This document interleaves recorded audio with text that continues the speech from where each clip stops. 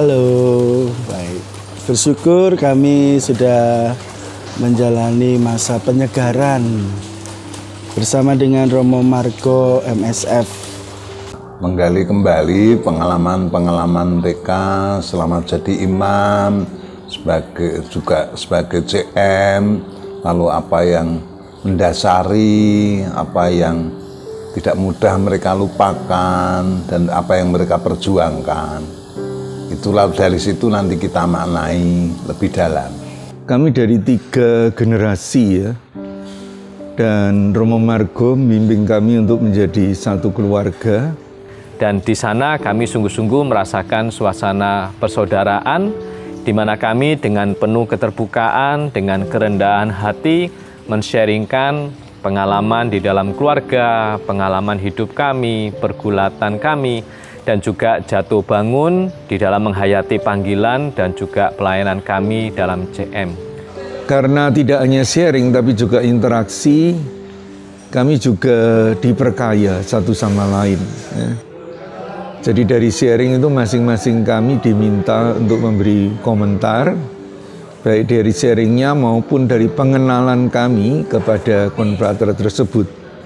Sehingga lewat retret ini pertama, kami diteguhkan sebagai keluarga besar Kongregasi Misi tentu saja, menjadi lebih akrab satu sama lain, tapi juga sekaligus kami juga lebih menemukan diri kami, peran kami dalam CM maupun dalam gereja pada umumnya. Dulu itu lebih berpusat pada diri sendiri, lebih pada keberhasilan, lebih pada karya yang besar-besar, ya. Tapi sekarang dengan usia yang juga sudah tidak muda lagi, ya. Dan ketika itu berpusat pada diri sendiri, maka sering muncul kekecewaan, merasa tidak dimengerti dan sebagainya. Seperti moto tabisan saya dulu itu kan, tabisan saya dari Roma 10 ayat 1 itu, doa dan keinginan hatiku adalah agar mereka semua diselamatkan. Kasih setia Tuhan yang besar. Saat mendapatkan anugerah diterima di CM, saat bisa kaul kekal, saat bisa tabisan, saat diberikan perutusan, puji Tuhan, sungguh menjadi kekuatan, sungguh menjadi anugerah yang besar karena Tuhan yang penuh kasih setia. Tuhan, Engkau tahu bahwa aku mengasihi Engkau. Nah, kata-kata Petrus itu yang ingin saya ulangi dan saya jadikan ayat emas dalam perayaan 25 tahun dalam CM ini, dalam segala kelemahan, kekurangan, kegagalan. Dan kasih setia ini memampukan. Tuhan menyertai, Tuhan membimbing, Tuhan menuntun, dan juga mengirimkan pemimpin-pemimpin kami, visitator provinsial, semuanya orang-orang yang mau peduli. Juga umat sendiri banyak sekali yang terlibat di sana. Dengan pengalaman-pengalaman mereka membantu orang-orang miskin, juga dalam aneka tugas yang diberikan oleh pemimpin, ya. Mungkin mereka tidak menginginkan, tapi mereka mentaati apa yang diperintahkan oleh pemimpin, mereka jalani, ternyata itu sangat menyelamatkan mereka, sangat membahagiakan mereka, sangat membebaskan mereka. Sehingga untuk kaum muda ya, tidak harus semua keinginan kita, kemauan kita harus kita penuhi, tetapi apa yang lebih dibutuhkan untuk gereja, untuk kepentingan orang yang lebih membutuhkan, itu yang mungkin harus diutamakan. Kami diajak keluar dari diri kami sendiri, dan lewat berani keluar itu kami semua merasa saling diteguhkan. Tahun 2025 ini menjadi tahun yang sungguh istimewa bagi saya, karena di tahun ini saya mengalami 3 jubilium. Yang pertama, jubilium tahun 2025 itu sendiri. Dan kemudian yang kedua adalah Jubileum 400 tahun Kongregasi Misi.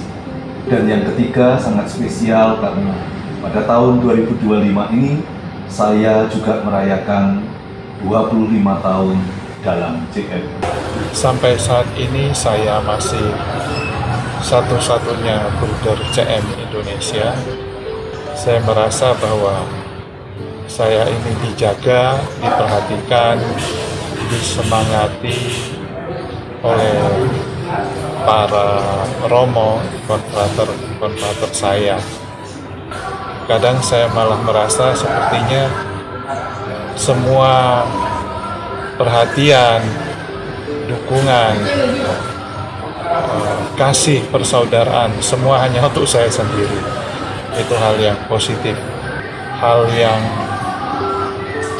negatif bagi saya adalah karena dunia karya kami berbeda, saya tidak punya banyak ruang untuk bisa ya secara nyambung berbagi pergumulan dan juga sukacita dalam hidup dan karya bersama mereka.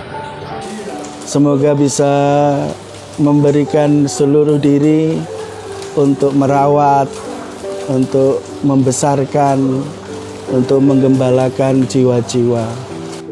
Saya kira lewat retret bersama ini, saya merasa sangat diteguhkan.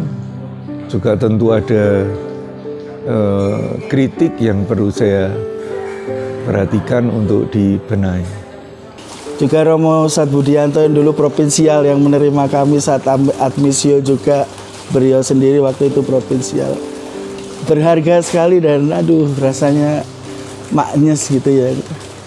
Dan beliau begitu humble ya, rendah hati, terbuka juga, sharingnya luar biasa.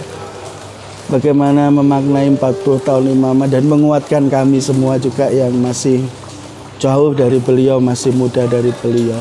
Ini bagi saya juga suatu yang menyegarkan, apalagi ya saya dalam panggilan hanya seorang diri. Ya. Jadi walaupun mereka dulu itu formasi saya, saat ini mereka menjadi teman seperjalanan, sahabat-sahabat, saudara di dalam kongregasi. Makna jubileum itu sendiri saya ingin memaknainya sebagai sebuah tahun rahmat, di mana saya disadarkan kembali bahwa saya menerima begitu banyak rahmat dan berkat dari Tuhan melalui kongregasi. Oleh sebab itu, saya ingin merasakan dan juga mengungkapkan rasa syukur saya ini bersama dengan para konfrater yang lain untuk berani semakin memberikan diri secara total kepada Tuhan melalui kongregasi. Usia kaul kekal di tahun ke-25 sebagai seorang bruder CM, saya melihat sebetulnya kongregasi sudah banyak mendukung saya untuk menyiapkan berkembangnya panggilan bruder ini. Mulai dengan melibatkan saya dalam promosi panggilan, membuatkan brosur-brosur, mengedarkannya, kemudian membantu saya untuk merumuskan model tahap-tahap atau program pendidikan dan pembinaan para bruder CM. Namun sampai sekarang calon yang ada itu masih datang dan masuk, tapi mereka di perjalanan mengundurkan diri. Calon-calon yang masuk itu mungkin sudah ada ya sekitar 9 orang. Mereka tidak pernah ketemu dengan bruder, kecuali saya. Tentu ini sangat tidak cukup. Mereka tidak pernah ketemu. Nah, dibandingkan saya sejak SMP sudah bergaul dengan para bruder zaman itu, walaupun bukan bruder CM. Tapi saya tahu betul hidup karya pelayanan mereka seperti apa, sehingga saya punya gambaran yang jelas. Hingga sampai sekarang ya saya menghayati hidup panggilan bruder dengan penuh sukacita. Saya juga sangat berharap para kaum muda mau menanggapi panggilan Tuhan untuk bergabung dalam kongregasi misi, untuk menjawab kebutuhan misi, di mana misi menantang, dan kongregasi misi masih sangat membutuhkan banyak pribadi, banyak orang, banyak anggota untuk melayani orang-orang miskin di tempat-tempat yang sulit, yang terpencil. Di dalam hati ini saya percaya, saya yakin bahwa Tuhan, Engkau tahu bahwa aku mengasihi Engkau. Terlepas dari segala kekurangan, kelemahan yang ada, Engkau tahu isi hatiku, Engkau tahu apa yang ada dalam hatiku, dan Engkau tahu betapa aku mengasihimu dan ingin mempersembahkan hidupku bagimu. Saya itu adalah hamba yang tidak berguna, yang hanya melakukan apa yang harus dilakukan. Kalau seandainya diberikan tumpeng motong pertama, saya akan berikan pada Romo Harjo Dirono CM.